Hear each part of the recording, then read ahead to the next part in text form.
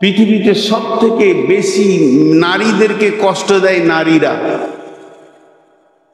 আপনাদের এলাকায় আছে কিনা জানি না, কোন শ্বশুর বৌমাকে কষ্ট দেয় না শাশুড়ি যত দেয়।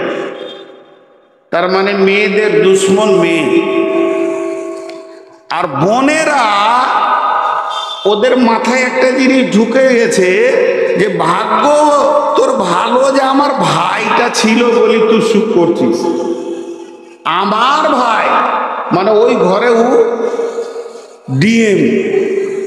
বোনেরা ভাবিকে একবার ছোট হেউ করে, তুইও তো কারো ঘরে গেছিস। জি, আমার বাড়ির পাশের ঘটনা, আস্তাগফিরুল্লাহ, ঠিকানাটা বলেই ফেললাম। বোন এসে ভাইকে জ্ঞান দিচ্ছে, আর মাগরিবের নামাজ পড়তে গিয়ে আমি শুনছি, মা বাপকে দেখবি, কষ্ট দিবি না, মা বাপের কথা শুনবি, মা বাপ বয়স হয়ে গেছে, দুর্বল হয়ে গেছে, যখন যেটা খেতে যাবে এনে দিবি, এরকম করবি না, মা বাপকে কষ্ট দিবি না। তো মনে হচ্ছে ফেরেশতাতে বক্তব্য দিচ্ছে, ভাইকে জ্ঞান দিলে। মা বাপ বড় জিনিস, কারো কথা শুনে মা বাপকে কষ্ট দিবি না। কারো বলতে কে বলবো? কারো বলতে কাকে বলছে? ভাবিটাকে, অন্য কেউ তো লয়। কারো কথা শুনে ভাইকে কষ্ট দিবি না, ওইটা বলে বেরিয়ে গেল।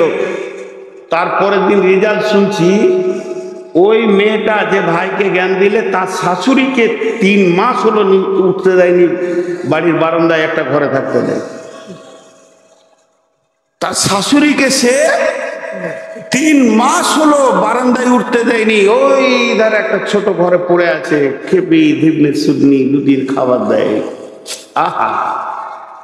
আর বয়স্ক মাদের একটা বিচার আপনাদেরকে শোনাই, যদি ঠিক হয় তো ঠিক বলবেন, আর ভুল হলে বলবেন যে ভুল বললেন।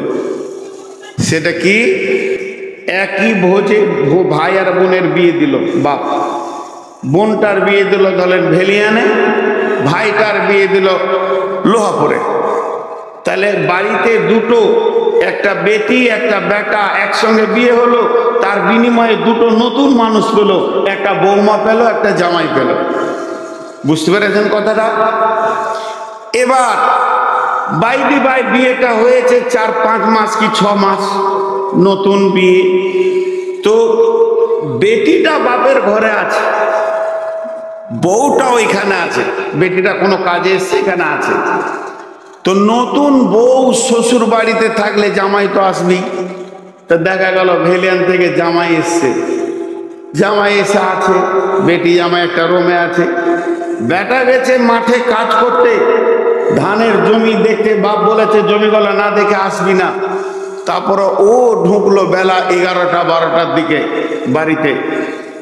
এই বউটার উপরে, আপনার বেটির ওপরে জামাইয়ের যে চাহিদাটা আছে, বৌমায়ের ওপরেও তো বেটার ওই চাহিদাটা একই আছে, সেম। মাঠে কাজ করছে আর মনে করছে কখন যাব বাড়ি বিবির মুখ দেখবো, কখন যাব বাড়ি বিবির মুখ দেবো, নতুন বিয়ে। বউটাও বাড়িতে কাজ করছে মন খারাপ করে, কখন আসবে, মাঠ ঝেয়ে গেছে সকালে এখনো আসেনি, 2 জন আছে। এবারে জামাইটা ঢুকে তখন ওর বেটিটাকে নিয়ে একবার চলে গেল এইদিকে, বাজার দিয়ে ঘুরতে চলে গেল, ওই করমজি কোন দিকে চলে গেল, নলহাটি। সকালে একবার ঘুরে এলো, বা 10টার সময় ঢুকলো, নাস্তা খেয়ে বলছে চল একবার লোহাপুর যাই। ফুরুক করে আবার বেরিয়ে গেল লোহাপুর, 2 টিপ হয়ে গেল।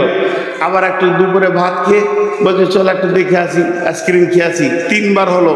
বিকেলবেলায় বলছে আর একবার নলহাটি যাব, বেটি জামাইকে নিয়ে নলহাটি চলে গেল।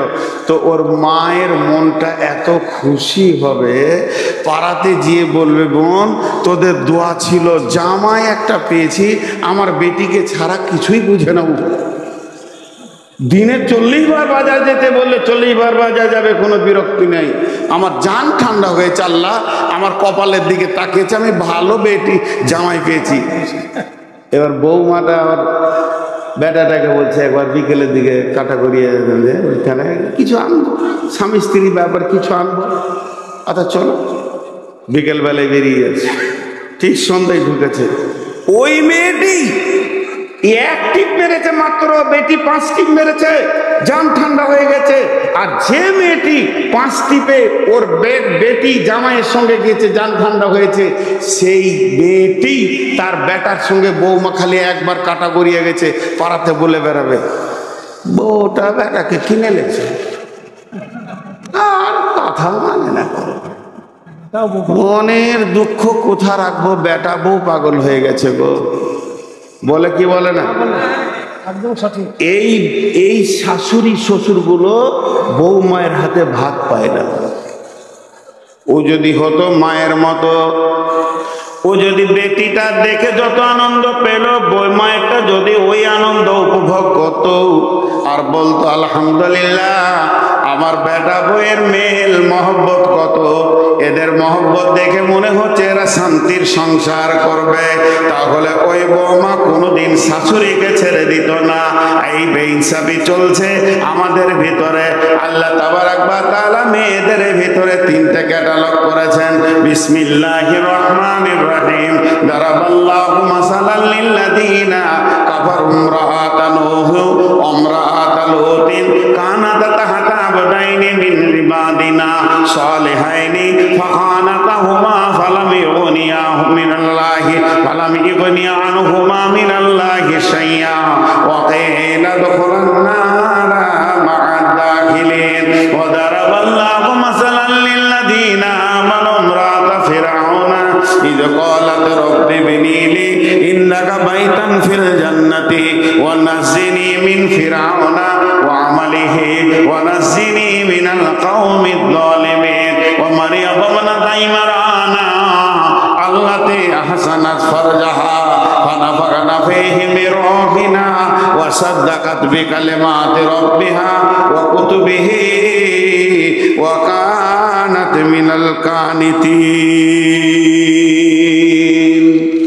3টা আয়াত পড়েছি, ধ্যান দেবেন। আল্লাহ পৃথিবীর মেয়েদেরকে 3টে ভাগ করে দিয়েছেন 3টা আয়াতে। সারা পৃথিবীর যত মুমিন মুসলমান মেয়ে আছে আল্লাহ তাদেরকে 3 ভাগে বিভাজন করে দিয়েছেন। নাম্বার 1, মেয়েটা বড় ঈমান, মেয়েটা বড় খারাপ, মেয়েটা ভালো লয়, মেয়েটা বদমাস, পর্দায় থাকে না, দিন মানে না, আল্লাহ মানে না, রসুল মানে না। কিন্তু জেনে নেন স্বামী বড় ভালো পরেশগার দিনদার, ওই মেয়েটা যদি মনে করে লাই আমার স্বামীর জন্য আমি জান্নাতে চলে যাব, আমার পরেশগার স্বামী আমাকে জান্নাতে নিয়ে যাবে, হবে না, হবে না, হবে না। আবার মেয়েটা ভালো স্বামীটা খারাপ, যদি কোনো মেয়ে মনে করে আমার স্বামী, আল্লাহ একটা কপালে তো স্বামী হয়, একটাই তো জীবনে বিয়ে হয়, আমি একটা স্বামী পেলাম, স্বামীটা বড় জুয়ারি, স্বামীটা হলো সুদখোর সুদারো, স্বামীটা মাতাল লুচ্চা, আমি মনে হয় জাহান্নাম চলে যাব। আল্লাহ বলছে তাও না, হবে না। যে মেয়েদের স্বামী হয় নাই, যাদের বিয়ে হয়নি বা স্বামী মারা গেছে, স্বাধীন হয়ে গেছে, তালাক হয়ে গেছে, এই মেয়েগুলো যদি মনে করে আমাদের কেউ নাই, যা মন যাবে তাই করব, আল্লাহ বলছে চলবে না, চলবে না। এই 3টে উদাহরণ আল্লাহ কালাম পাকে সূরা তাহরিমের ভিতরে শেষ আয়াতে দিচ্ছেন। যারা আল্লাহু মাসালাল লিল্লাযিনা কাফারু ইমরাআতান নূহ ওয়া ইমরাআতাল লূতিন কানাতা তাহতা আবদাইনি মিন ইবাদিনা সালিহাইনি ফাখানাতাহুমা ফালাম ইউগনিয়া আনহুমা মিনাল্লাহি শাইআ ওয়া কিলা দুখুলান নারা মা'আদ দাখিলিন।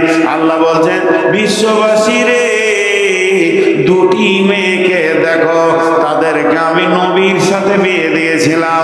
নবী মানে পৃথিবীর শ্রেষ্ঠ মানুষ, শ্রেষ্ঠ বুদ্ধি আর পৃথিবীর শ্রেষ্ঠ চরিত্রবানরা ছিল নবী।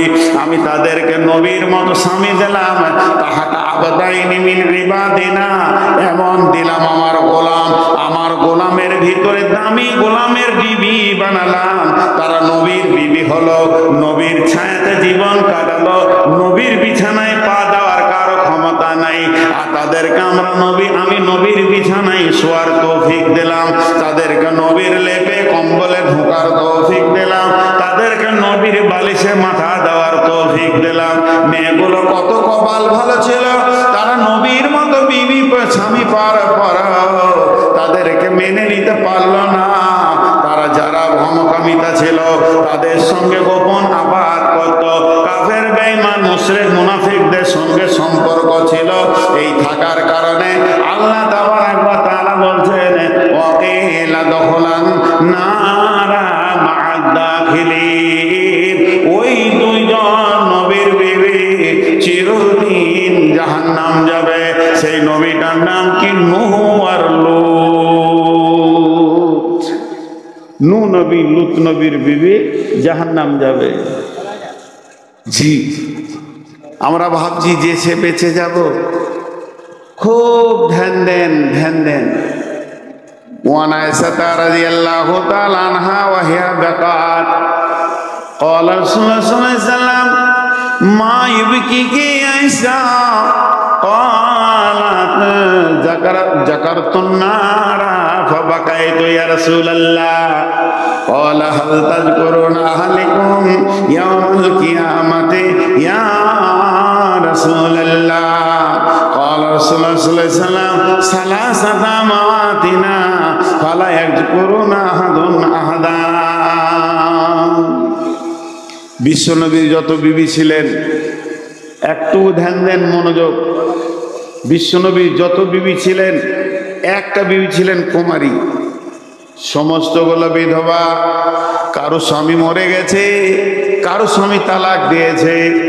দুইটা তিনটা বিয়ের পরে নবীর সঙ্গে বিয়ে হয়েছে, বিবিগুলো চরিত্রবতী ছিলেন, কিন্তু একটা মেয়ে ছিলেন, তিনি হলেন আয়েশা, যাকে পৃথিবীর কোনো পুরুষ দেখেনি, একমাত্র নবীজি ব্যবহার করেছেন। তাজাওয়াজা ওয়াহা বিনতু সাবআ সিনিন, 7 বছর বয়সে বিয়ে হয়েছে রাসূলের সাথে। ওয়া দুফাত ইলাইহা লুআবুহা মাহা ওয়া 9 সিনিনা, 8-9 বছর বয়সে আম্মা জান আয়েশা রাসূলের সঙ্গে বাসর ঘরে গেছেন। আর মাতাত আনহা ওয়া আলাইহা মাতাত আনহা সাবওয়াইয়া বিনতে সামানিয়া সিনিনা। আম্মা জান আয়েশা যখন বছর 18 বছর, মাত্র 18 বছর বয়সে তিনি স্বামী হারাচ্ছেন। তাহলে শুনেলেন এই আম্মা জান আয়েশা কে?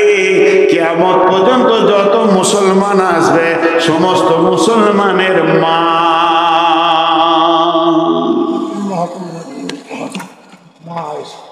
কোন সাহাবী বলেছিলেন আল্লাহ রসুলকে, ইয়া রাসূলুল্লাহ আপনি মারা গেলে আয়েশাকে বিয়ে করব। আসমান থেকে আয়াত নাজিল হয়ে গেল, নবীর বিবিরা কিয়ামত পর্যন্ত সমস্ত পুরুষের মা, এদের সঙ্গে বিয়ে হারাম। তো 18 বছর বয়সে মেয়েটা স্বামী হারালো। শুনেলেন এবার মেয়েটা কোয়ালিটি।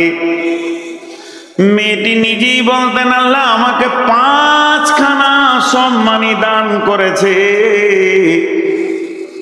আমি 5টা সম্মানে সম্মানিত হয়েছি।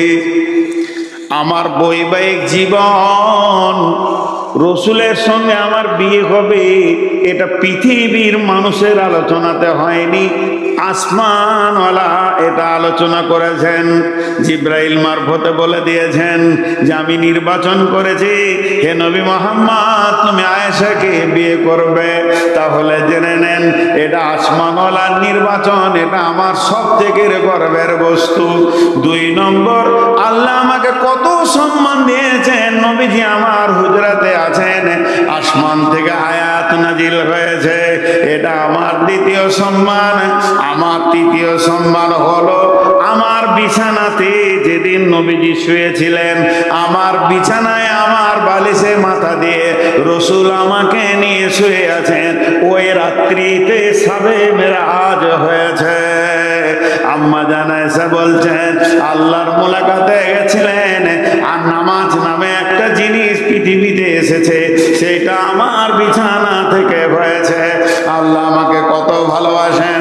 আম্মা জান আয়েশা বলছেন 4র্থ নম্বরে, সারা পৃথিবীর শ্রেষ্ঠ মানব আখিরি নবী নবী মুহাম্মদ রাসূলুল্লাহ সাল্লাল্লাহু আলাইহি ওয়াসাল্লাম আমার কোলে মাথা রেখে চিরনিদ্রায় ঘুমিয়েছেন। তিনি যেদিন পৃথিবী থেকে চলে যান সেদিন আমার কোলে মাথা রেখে গেছেন। আর 5 নম্বরে আমার সম্মান, আমাকে আল্লাহ কত ভালোবাসে। আজও 2025 সালে এই আজকে ফেব্রুয়ারি এপ্রিল মাসের 5 তারিখে বিশ্বনবী যেখানে শুয়ে আছেন মদিনা মানওয়ারাতে, আর কিয়ামত পর্যন্ত শুয়ে থাকবেন, ওটা আম্মা জান আয়েশার বিছানা। বিছানা সরিয়ে দিয়ে আল্লাহ নবীকে ওখানে কবর দাফন করা হয়েছে। তাহলে জেনে নেন আমি 5খানা সম্মানে সম্মানিত। মা আমার, বোন আমার, এইরকম মেয়ে, এত দামি মেয়ে, সারা পৃথিবীর সমস্ত মাযহাবের আলেম ওলামা একমত। আম্মা জান আয়েশা মুহাদ্দিস ছিলেন, ছোটখাটো ব্রেনের মানুষ ছিলেন না, অনেক হাদিস বর্ণনা করেছেন। অত কোনো মেয়ে এত হাদিস বর্ণনা করতে পারেননি।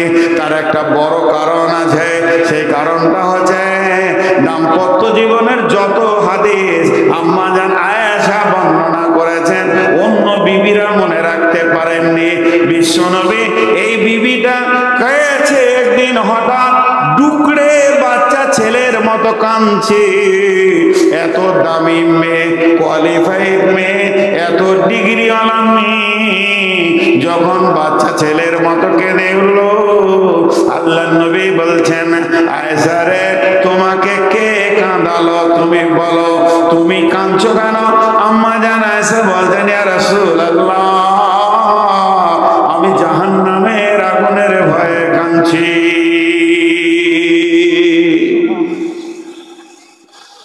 তিনটে ক্যাটালগ বলছি, ধৈর্য ধরেন। আমি যদি এখন কাঁদি তো এই কমিটির লোক বলবে আজকের জন্য আপনি আমাদের মেহমান, কি হলো কাঁদছেন কেন? বলো মেরেছে। বলছে দাঁড়ান দেখি, এই লোকটা অপমান করেছে, দাঁড়ান দেখছি আমাদের মেহমানকে কেন অপমান করবে। আর আমি যদি কাঁদতে কাঁদতে বলি জাহান্নামের ভয়ে কাঁদছি, কার বুকে এত সাহস আছে? কাঁদিয়েন না, দেখছি বিষয়টা। বলবে বিশ্ব নবী পর্যন্ত পারলেন না। আল্লাহ নবী বললেন আয়েশা কাঁদছো কানে? আম্মা জান আয়েশা বললেন আমি জাহান্নামের ভয়ে কাঁদছি। নবীজি বললেন চুপ করে দাঁড়িয়ে আছে। আবার আম্মা জান আয়েশা প্রশ্ন করলেন। কি প্রশ্ন করলেন? আম্মা জান আয়েশা একটা জিনিস লক্ষ্য করে দেখে বুঝতে পারলেন আমাকে আমার স্বামী কত ভালোবাসে, আমাকে বিশ্বনবী কত ভালোবাসে, আমাকে আমার হাবিব কত ভালোবাসে। আমি কেঁদেছি তা তিনি এসেছেন, তার মানে আমার চোখের পানি তিনার দিলকে প্রভাব করেছে, তিনাকে দুলিয়ে দিয়েছে, তিনাকে সচিয়ে দিয়েছে, তার ব্রেন কাজ করছে। এসে জিজ্ঞেস করছে এসে কাঁদছো কেন? তাহলে আমার এই কান্নাটা রসুলের জন্য কারণ হয়েছে বলে তো জিজ্ঞেস করছে। উনি চুপ করে থাকতে পারতেন। তাহলে আমি একটা কথা বলি, আল্লাহ নবীকে বলছেন হাল তাযকুরুনা আলাইকুম ইয়াউমাল কিয়ামাতি ইয়া রাসূলুল্লাহ, ও দয়ার নবী গো, আপনার কি বিবি বলে কিয়ামতের দিন মনে থাকবে নাকি? একবার বলেন, এখানে আমি দুনিয়া কাঁদলাম, আপনি এসে আমাকে জিজ্ঞেস করলেন আর আপনার কথার আমি উত্তর দিলাম, কিন্তু যেদিন কিয়ামতের দিন আসবে সেই দিন খালি কাঁদার পালা পড়ে যাবে। ও দয়ার নবী, ও আল্লাহর নবী, ও আখিরি নবী, আপনি একটিবার বলেন ওই দিন কি আপনার বিবি আয়েশা বলে মনে থাকবে নাকি? নবীজি হালকা করে বললেন সালাসাতা মাওয়াতিনা ফালা ইয়াযকুরুনা আহাদুন আহাদান। আয়েশা রে,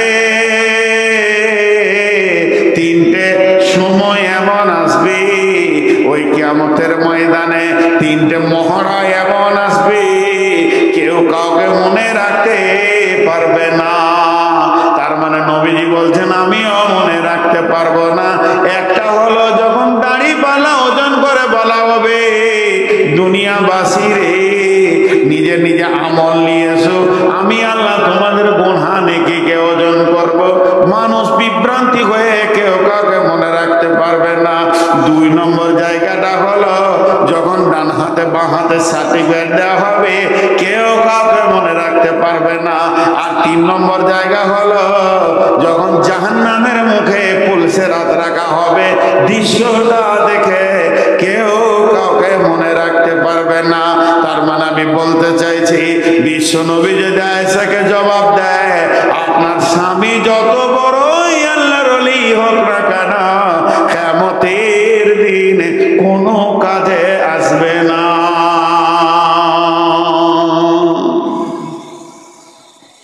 জি, বিশ্ব নবী হোসেন হাসানকে কত ভালোবাসতেন জানেন? আহা, আসরের নামাজ আল্লাহ রসুল শেষ সাজদায় আছে, শেষ রিকাতে শেষ সাজদায়, আর ইমাম হোসেন ঘাড়ে চড়ে নিয়েছে। ইমাম হোসেন আর হাসান মসজিদে গিয়ে বলছে নানা ঘোড়া হয়েছে চাপ, ঘাড়ে বসেছে ধরে আছে নানাকে, আর হাসান তখন পাছাতে ঠেলছে, বলে ঘোড়া যায় না কেন রে? কত মহব্বত। জিবরাইল আমিন এসে রসুলের কানে বলছে ইয়া রাসূলুল্লাহ অতক্ষণ পর্যন্ত মাথা তুলবেন না যতক্ষণ পর্যন্ত ইমাম হোসেন না নামবে। কত ভালোবাসতেন আল্লাহ, কত মহব্বত, কত ভালোবাসা। জি, সাহাবীদের মধ্যে একজন দেখতে পেয়েছে আল্লাহ করে যে রসুল ঘুমিয়ে গেল নাকি, দেখছে দেখছে ঘাড়ে চড়ে আছে, একজন পাশে ঠেলছে, হাত দিতে যেতে, আল্লাহ রসুল হাত সরিয়ে দিলেন। কত ভালো, কত মহব্বত, কত তাদের প্রেম। শুধু এইটা নয়, আল্লাহ নবী জুমার খুতবা দিচ্ছেন, জুমার খুতবা রানিং চলছে, প্রায় অর্ধেক খুতবা হয়ে গেছে। ইমাম হোসেন আর হাসান মেন গেটে চলে এসছেন। দুইজন বাচ্চা বাচ্চা ছেলে সুন্দর করে সাজিয়ে দিয়েছেন ফাতিমা রাদিয়াল্লাহু তাআলা আনহা, আর বলেছেন বাবা যাও নানাজির খুতবা শুনে এসো। দুই ভাই মসজিদের গেটে যখন ঢুকতে বিশ্ব নবী আর মিম্বারে থাকতে পারলেন না, মিম্বার থেকে নেমে এইভাবে সবকে ফাঁক করতে করতে এক কাঁধে হাসানকে নিলেন আর এক কাঁধে হোসেনকে নিলেন। হোসেনকে নিয়ে আবার মিম্বারে উঠে খুতবা দিতে শুরু করলেন। আল্লাহ আয়াত নাজিল করলেন আল মাল ওয়াল বানুনা জিনাতুল লিল হায়াতিদ দুনিয়া। নবী হে, মাল সম্পদ এবং সন্তান এগুলো তোমাদের পৃথিবীর আনন্দের জিনাত, এগুলো আনন্দ করার জন্য দেওয়া হয়েছে। যদি এই সন্তানগুলো না থাকতো পৃথিবীতে কারো বেঁচে থাকার ইচ্ছা করতো না। এদেরকে নিয়ে আনন্দর একটা জগৎ। বন্ধু ভাইরা আবার এই যে কত ভালোবাসা। শিশুদের মসজিদে কত অধিকার আছে আমাদের জানা নাই, শিশুদের জানা নাই, জানলে অধিকার করে বের করে নিয়ে নিত। নামাজে যদি গাল চুলকায় বারে বারে যদি এমনি করেন, টুপিটা যদি খুলে আবার পরেন, বারবার যদি হাতি করেন, ঘড়ি লাগান, আপনার নামাজ হবে না। এত বেশি যদি আপনি গাঘাতকে ব্যবহার করেন নামাজ হবে না। কিন্তু মা বোনেরা শুনে নেন, আপনি নামাজ ধরে নিয়েছেন, ছোট্ট দুধের বাচ্চা যদি আপনার কাছে চলে আসে কাঁদতে কাঁদতে, এমনি করে দুই হাতে করে কোলে তুলেলেন, এইভাবেই নামাজ পড়েন, আলহামদু করবেন, এক হাতে রুকু করবেন, বাচ্চা কোলে থাকবে, বাচ্চাকে নামিয়ে দিয়ে সাজদা করবেন, আবার সাজদা করে তুলে নেবেন, আপনার নামাজ ভাঙবে না। তার মানে হচ্ছে বাচ্চাদেরকে আল্লাহ একটা এক্সট্রা অধিকার দিয়েছেন। বাচ্চা হলো, শিশু হলো আমাদের ভবিষ্যৎ। একজন বড় বুদ্ধিজীবী, বিরাট বড় একজন লেখক, তিনি একজন মুহাদ্দিস, নামাজে সালাম ফেরার পর বলছে মসজিদে বাচ্চাদের হইচই নাই কেন, মসজিদে বাচ্চাদের লাফালাফি শুনতে পাচ্ছি না কেন? তাহলে কি ভবিষ্যৎগুলো মারা যাবে নাকি? ভবিষ্যৎ মসজিদে কে থাকবে? আপনি চলে যান মক্কা মদিনায়, চলে যান, সেখানে গিয়ে দেখবেন মসজিদে নববীতে বাচ্চারা কাতারের ভিতরে লুকোচুরি খেলছে, বল খেলছে, আপনি কিছুই বলতে পারবেন না, পুলিশ ডিউটিতে আছে। আপনার যতই কষ্ট হোক ঘাড়ে পা দিয়ে চলে যাবে। মসজিদে হারামের ভিতরে নামাজ চলছে আর ছোট ছোট ছেলেগুলা ঘাড়ে পা দিয়ে দৌড়ছে, পালাচ্ছে, তারপরেও কিছু বলতে পারবেন না। আপনি বললে সঙ্গে সঙ্গে বাঁধা পড়বেন।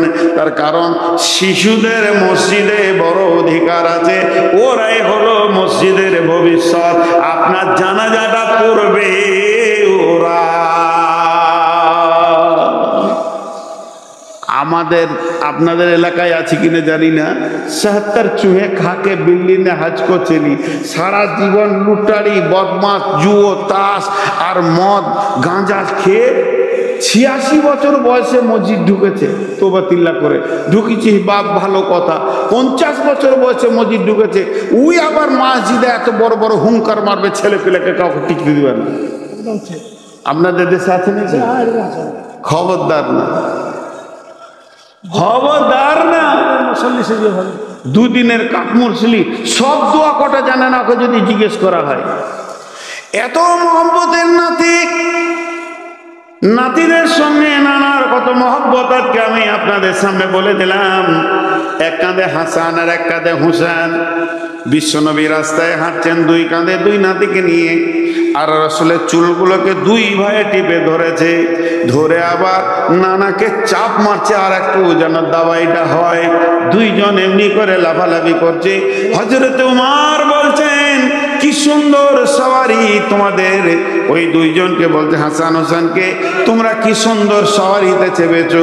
তখন আল্লাহ নবী উমরকে বলছেন, উমর রে, সওয়ারি যত সুন্দর, যারা সওয়ার আছে তারাও তো সুন্দর, তারা কম সুন্দর নয়।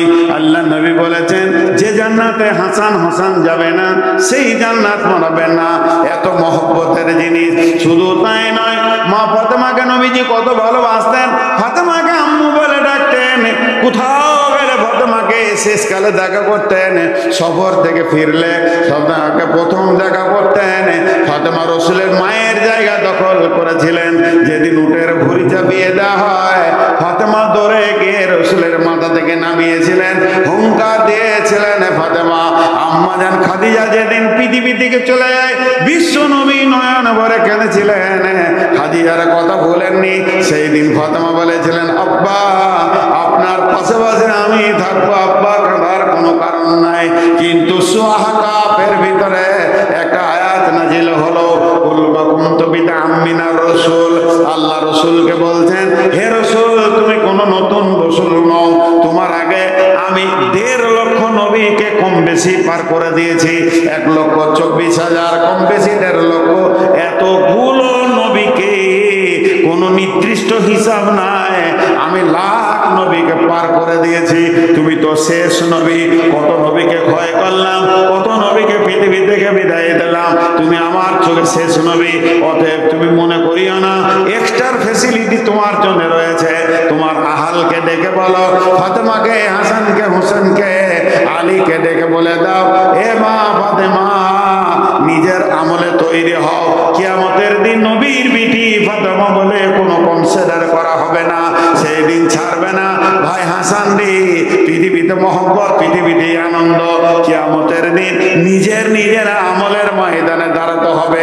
অতএব প্রথম যে আয়াতটা আপনাদের সামনে পড়েছি, যারা আল্লাহু মাসালাম লিল্লাযিনা কাফারু ইমরাআতা নূহি ওয়া ইমরাআতা লূতিন কানাতা তাহতা আবদাইনি মিন ইবাদিনা সালিহাইনি ফাকানাতাহুমা ফালাম ইগনিয়া আনহুমা মিনাল্লাহি শাইআ ওয়া কিলা দুখুলান নারা মা'আদ দাখিলিন। বিশ্ববাসীরে, পৃথিবীর বুকে দুইটি নবীর বিবি, হযরত নূহ আলাইহিস সালামের বিবি আর হযরত লূত আলাইহিস সালামের বিবি, মা আমার, বোন আমার, বেটি আমার, এরা চিরদিন জাহান্নামে যাবে। নবী হয়েও নিজের বিবিকে বাঁচাতে পারবে না।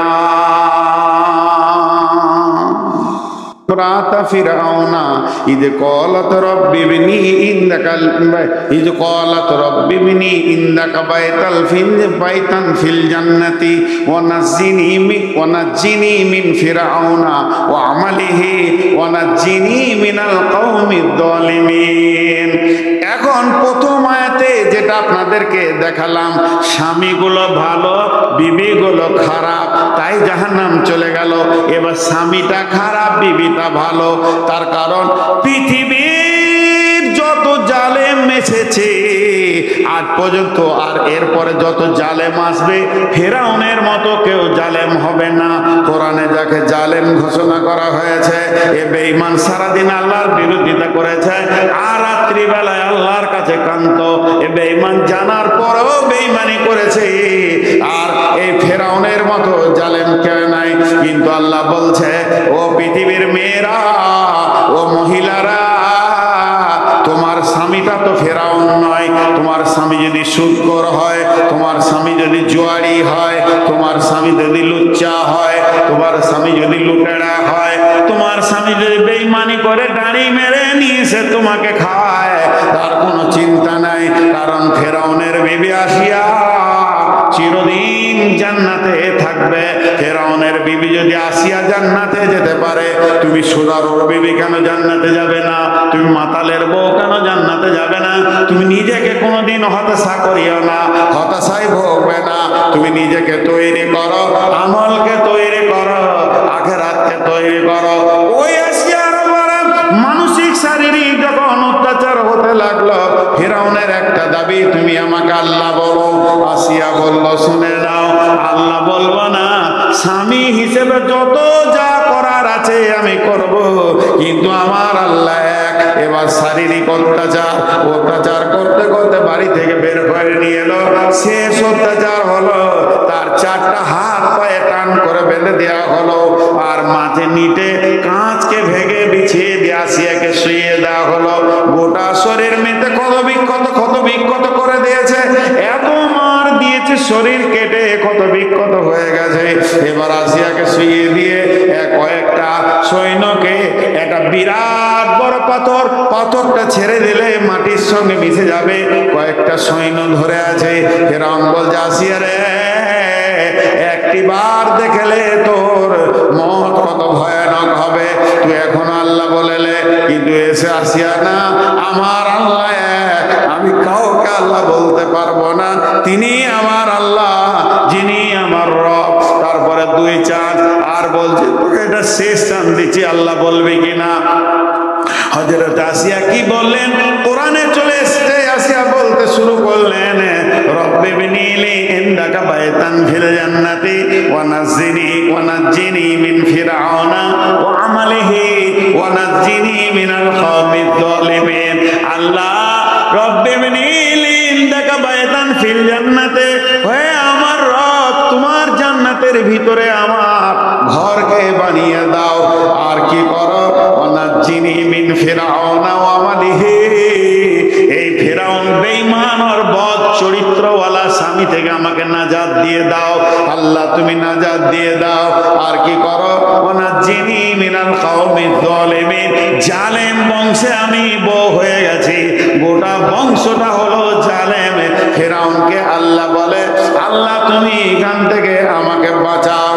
আল্লাহ গোটা আসমানকে আসিয়ার জন্য কুদরতি ক্ষমতাতে এমন করে দিলেন, জান্নাতের দরজা দেখিয়েছিলেন আর বলেছেন, আসিয়া রে, তোমার জন্য আমার জান্নাতের দরজা খোলা আছে। পাথরটা ছেড়ে দিল, আসিয়া চিরদিনের জন্য জান্নাতি হয়ে চলে গেল।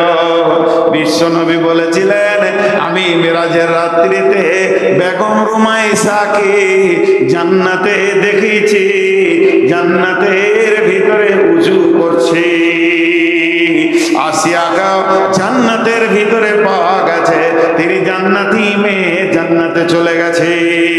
অতএব ফেরাউনের চেয়েও যদি তোমার স্বামী তো জালেম নয়, স্বামী বদমাশ হতে পারে, স্বামী মাতাল হতে পারে, স্বামী জুয়ারি হতে পারে, স্বামী সুদ খেতে পারে, এর জন্যে মা আমার, বোন আমার, আপনার কোনো টেনশন নাই। আল্লাহ স্বামীর জন্য আপনাকে জাহান্নাম দেবে না।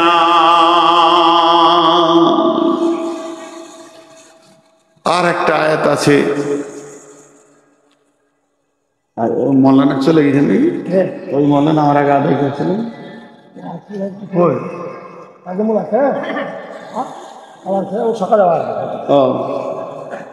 জি, 12টা বেজে গেল।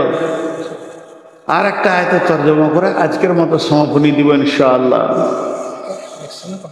হ্যাঁ, 100। এবার যারা যুবতী মেয়ে, মানে যাদের স্বামী নাই, তারা কি করবে?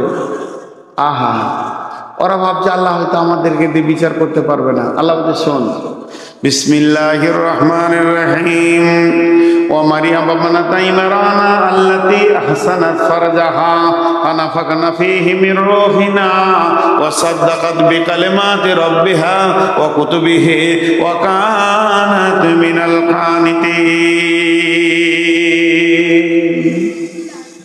পৃথিবীতে একটা যুবতী নারী আছে যাকে জীবনেও কোনো পুরুষ গায়ে হাত দেয়নি। একটা এমন মেয়ে আছে যাকে কোনো পুরুষ ওর গায়ে হাত দেয়নি, ভাই বাপ ছাড়া। সেই মেয়েটার নাম কোরআনে এসেছে, তার নামে একটা সূরাও আছে, মেয়েটার নাম হলো মারিয়াম। আল্লাহ বলছেন, যুবতীর দল, যত যুবতী আছো আমার বিটি, সমস্ত যুবতীদেরকে বলছি, আল্লাহ বলছে তোমাদের জন্য আমি মারিয়ামকে রেডি করে রেখেছি। সে এমন একজন মহিলা ছিল, তার গায়ে কোনো পুরুষ হাত দেয়নি। একটা কথা তিনবার বলবো, আল্লাতি হাসানাত ফারজাহা, আল্লাতি হাসানাত ফারজাহা, আল্লাতি হাসানাত ফারজাহা। এর বাংলা একদম দিতে পারবো না, হালকা করে দিছি। মেয়েদের সরঙ্গাকে, মেয়েদের সরঙ্গাকে, স্ত্রীলিঙ্গকে ফারজে বলা হয়। এখানে আল্লাহ ফারজাহা বলেছেন, আল্লাতি আহসানাত ফারজাহা। এই কথাটা কত সুন্দর কথা। মেয়েদের সরঙ্গা, মেয়েদের যেটা আপনার কিনা স্ত্রীলিঙ্গ, ওইটাকে ফারজাহা বলা হয়েছে। আর আহসানাত শব্দ লাগিয়েছেন, সে তার সরঙ্গাকে সুন্দর করে রেখেছে। আল্লাহর নজরে মারিয়ামের সরঙ্গাটা হলো অতি সুন্দর জায়গা। কেননা সে জীবনে জীবনে বিনা লাইসেন্সে পুরুষকে দিয়ে, বিনা মহারানার পুরুষকে দিয়ে হারাম কাজ করেনি, লুচ্চামি করেনি। সে নিজের আপনার কিনা নোংরামি করেনি, সেটাকে পরিষ্কার পরিচ্ছন্ন রেখেছে আল্লাহর নজরে।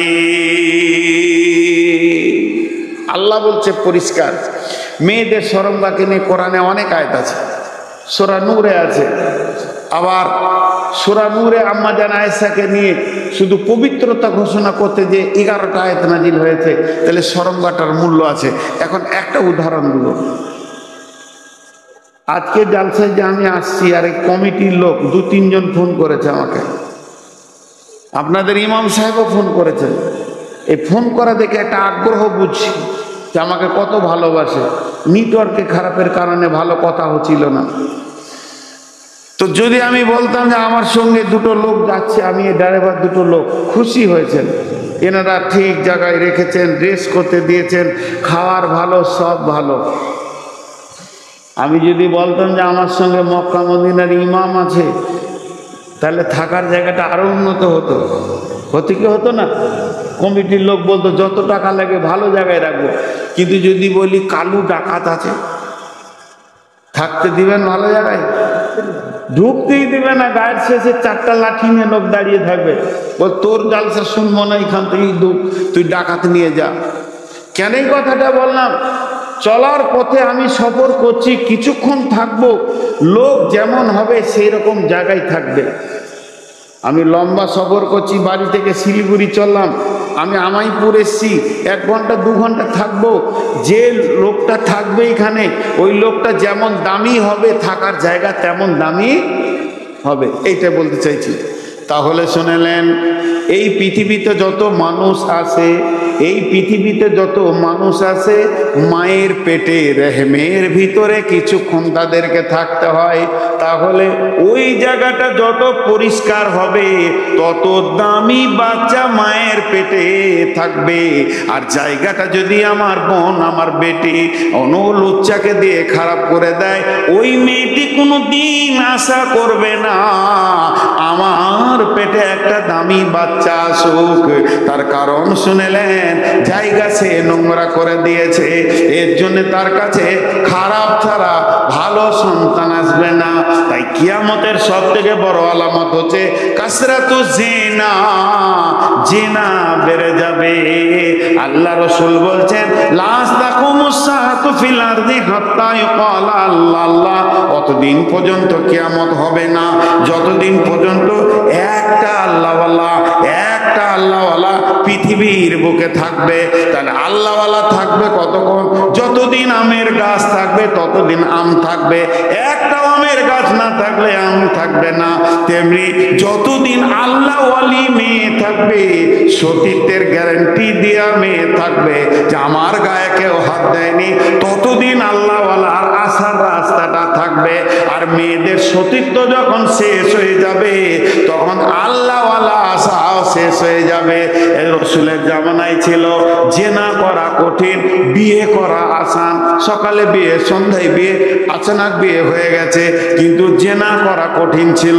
রসুলের জামানায় জেনা করা কঠিন, বিয়ে করা আসান। আর এই জামানাটা এমন একটি জামানা, ব্যভিচার করা আসান কিন্তু বিয়ে করা কঠিন। অতএব ভাইরে আমার, মা আমার, ও আমার বেটির দল, লুচ্চাকে দিয়ে শরমটা নষ্ট করিও না। ও সাদ্দাকাত বিকালিমাতি রব্বিনা ফাকু উমারি বানাতা ইমরানা আল্লাতী আহসানাত ফারজাহা ফানাফাকনা ফীহি মির রূহিনা ওয়া সাদ্দাকাত বিকালিমাতি রাব্বিহা ওয়া কুতুবিহি ওয়া কানাত মিনাল কানিতিন। আল্লাহ ওই মারিয়ামের গোসলখানাতে জিবরাইলকে পাঠালো। জিবরাইল আমিন গিয়ে একটা সুন্দর যুবকের রূপ ধরে দাঁড়িয়ে আছে। মারিয়াম বলছে, তোমার কাছ থেকে আমি পানা চাইছি, হে আমার রব, এই যুবক থেকে আমাকে পানা দাও। জিবরাইল বলছে, মারিয়াম রে, আমি কোনো পুরুষ নয়, মানুষ নয়, আমি আল্লাহর ফেরেশতা, মানুষের রূপ ধরে এসেছি। আমার কোনো সেক্স নাই, আমার কোনো সেকশন নাই নারী পুরুষের। অতএব আমি তোমাকে সুর ফুঁকে দিব। জিবরাইল ফুঁকে দিলে আর মারিয়াম ডেলিভারি হয়ে গেল। মারিয়াম বলল, আমি লজ্জা রাখবো কোথা, কাকে মুখ দেখাবো? আল্লাহর হুকুম হলো, মারিয়াম তুমি মুখ বন্ধ করে নাও, তোমার ইজ্জত বাড়ানেওয়ালা আল্লাহ। মারিয়াম মুখ বন্ধ করে নিলেন। পৃথিবীতে 3-4টা শিশু বাচ্চা অবস্থায় কথা বলেছেন, একবারে জন্ম নিয়ে কথা বলেছেন। মারিয়াম কোলে ছেলে নিয়ে গায়ে হাঁটছে, লোক বলছে, মারিয়াম ছেলের বাপকে, এটা কেমন করে হলো? তোকে তো জানতাম বড় নেককার। সঙ্গে সঙ্গে মারিয়াম কথা বন্ধ করে দিয়েছে। হযরত ঈসা আলাইহিস সালাম জবান খুলে বলছে, আমার মাকে কেউ দোষ দিবে না, আমি হলাম আল্লাহর নবী ঈসা রূহুল্লাহ। কেউ দোষ দেবে না, আমাকে আল্লাহ পাঠিয়েছেন, আমি ঈসা রূহুল্লাহ। তোমাদের কাছে আমি দাওয়াত নিয়েছি, লা ইলাহা ইল্লাল্লাহ ঈসা রূহুল্লাহ বলো, তবেই তোমরা বাঁচবে। মারিয়ামের দাম বেড়ে গেল। আজও অনেক বোন আমার আছে, বেটি আছে, যুবতী, যারা খারাপ ছেলেদের দিকে চলে যায়। সত্য কথা বলতে, এই যে ভাত খায় কাগজের থালা, দেখেছেন কাগজের থালা? আপনাদের বিয়ে শাদিতে ভোজে খাওয়ায়, তো কাগজের থালায় ভাত খায়। আর কড়ির থালা দেখেছেন? কড়ির চীনামাটি খুব সুন্দর, ওই থালাতেও ভাত খায়। মা বোন আমার, এই উদাহরণটা শুনেন। কাগজের থালাতে ভাত খায়, কাগজের থালাটাকে ধোয়, নোংরা থাকলে এমনি করে তুলবে, আবার ধুবে। কড়ির থালাতেও ভাত খায়, নোংরা থাকলে ধুয়ে দেয়, তুলে। দুইজনকে আদর করে, কাছে টানে, আদর করে, দুইজনেই মনে করে কত ভালোবাসছে খানেওয়ালা আমাকে। কিন্তু খাওয়া হয়ে গেলে কাগজের থালাকে এমনি করে ধরে ছুঁড়ে ফেলে দেয়, কড়ির থালাকে ধুয়ে ঘরের শোকেসে তুলে রাখে। দেখতে ভালো লাগে, দেখলে হৃদয় ভরে যায়। তো এই দুটার মধ্যে পার্থক্য হচ্ছে, প্রেমিকা হচ্ছে কাগজের থালা, তোমাকে লুচ্চারা ভালোবাসবে কেন? খাওয়ার জন্যে। লুটা হয়ে গেলে তোমাকে ছুঁড়ে ফেলে দিবে কাগজের থালার মতো। আর কড়ির থালা হচ্ছে স্ত্রী, ব্যবহার করবে, আবার গোসল করবে, কাছে থাকবে, ঘুরবে ফিরবে, শোকেসে থাকবে, দেখে আনন্দ পাবে। ছেলেরা তোমাকে চাইছে কাগজের থালা বাঁধতে, এর জন্য তুমি লুচ্চা হয়ে যাও না। তুমি মারিয়ামের দিকে তাকিয়ে দেখো, নিজের শরম গায়ের হেফাজত করো। তাহলে আজকে আমার টোটাল বক্তব্য ছিল মেয়েদের এবং পুরুষদের উপরে। আমরা শুধু 3টে ক্যাটালগ দেখলাম। নবীর বিবি জাহান্নাম চলে গেল, বাঁচানো গেল না। ফেরাউনের বিবি জান্নাত গেল, তাকে জাহান্নাম আল্লাহ দিলে না। আর এক যুবতীকে চির সুন্দরী করে রেখে আল্লাহ তার কাছ থেকে নবী নিলেন। তাহলে এখান থেকে আমাদেরকে শিক্ষা নিতে হবে, আমাদের দাম্পত্য জীবনের রাস্তাগুলোকে ক্লিয়ার করতে হবে। ভাইয়া, এখন আমি সমাপ্তি দেওয়ার আগে শুধু একটা ছোট্ট কথা বলছি আপনার, যে আমি এই জালসার ফাঁকে ফাঁকে নিজে একটা ট্রাভেলস করেছি, যেটাতে মানুষকে মক্কা মদিনা আমি সাথে যেয়ে নিয়ে যাই। মক্কা মদিনা লাখো লোক বেরিয়ে গেছে, চলে আয় আমার সঙ্গে, চলে আয় আমার সঙ্গে। ৭৫,০০০, ৮০,০০০ যে যেমন পারছে ডাক মারছে, হাত মারছে, লোক হুর হুর করে তাদের পেছনে দৌড়ছে। এখনকার মানুষ 20 টাকা কম পেলে ওই দিকেই দৌড়বে, 200 টাকা কম পেলে, 1000 টাকা কম পেলে ওই দিকেই দৌড়বে। এটা বিজনেসে পরিণত হয়ে গেছে, সেবাতে নয়।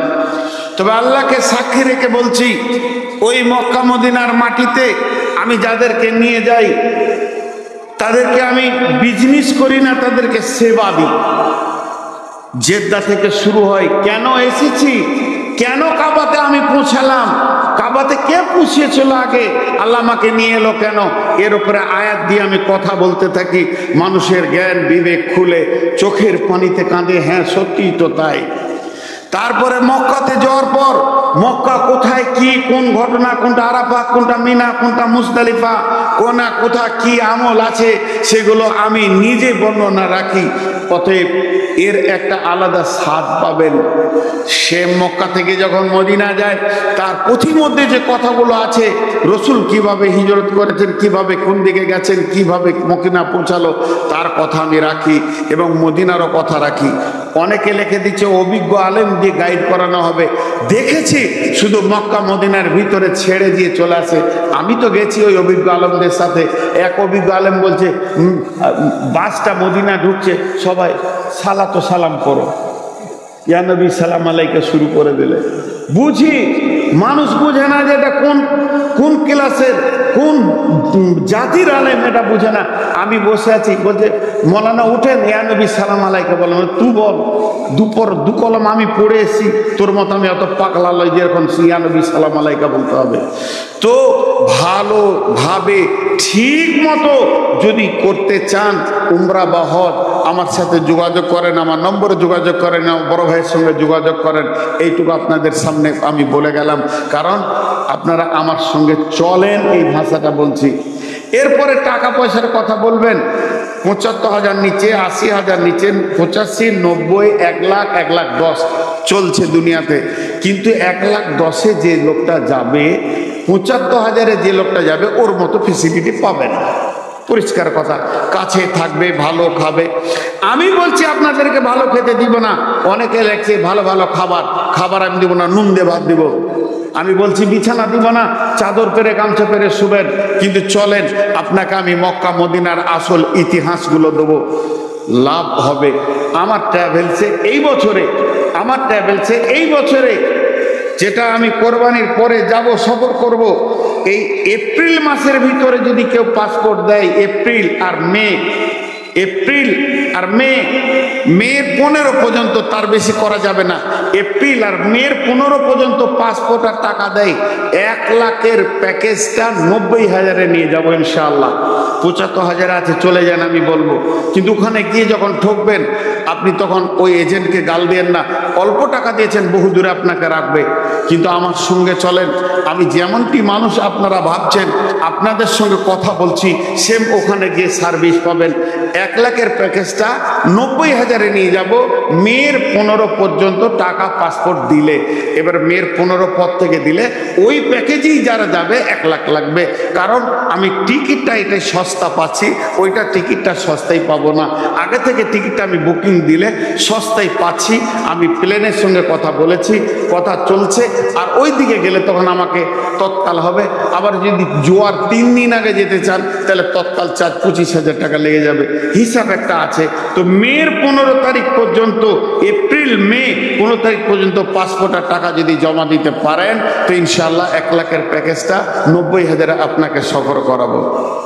আমার কথা বলা শেষ।